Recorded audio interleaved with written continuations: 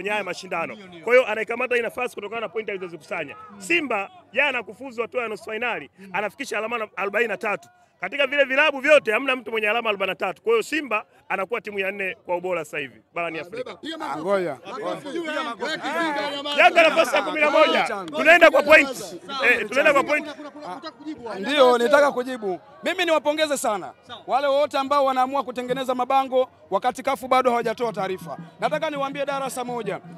Kafu huwa kuna takwimu na wao sio wanaotoa wao. Kuna makampuni yanayotoa ranking. Umeelewa bwana? Wakati ligi bado inaendelea, inasikitisha sana kuona tuko nyuma katika mawazo mengi sana. Na haya ndio tuliojaliwa kuwa nayo ya kutengeneza upuzi kama huu. Haiwezekani timu zilizofika nusu finali, klabu bingwa.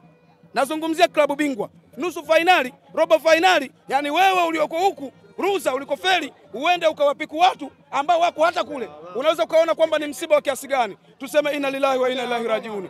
Niendelee kitu kingine. Mimi sihitaji kupitia kwenye vitu ambavyo wamevitengeneza watu. Kafu huwa hawatoi.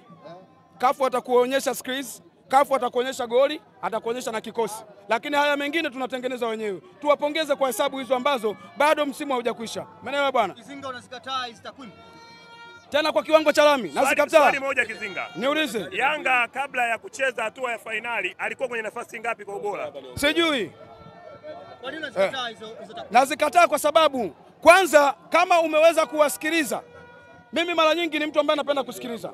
Kama umeweza kuwasikiliza viongozi wa bodi ya ligi, viongozi wa TFF. Mimi nimemsikiliza siku moja nani huyu? Kiongozi wa TFF alikuwa kwenye kituo cha redio, alisema kwamba huku kupanda kwa hivi vilabu, huku kupanda kwa hizi ranking, huwa mara nyingi sana hawatoi kafu. Wanatoa, kuna makampuni binafsi ambayo yanatengeneza kutokana na namna ambavyo mmefanya. Kwa mfano, ligi yetu iliingia nafasi ya 4 kwa sababu gani imeingia nafasi ya 4? Imeingia kwa sababu tuliingiza timu 2 robo finali klabu bingwa. Simba aliingia, Yanga aliingia. Kwa hiyo tulijaliwa kuwa katika nchi yetu kuingiza timu 2. Kwa hiyo tulideserve kupanda pale kwa takwimu za kampuni.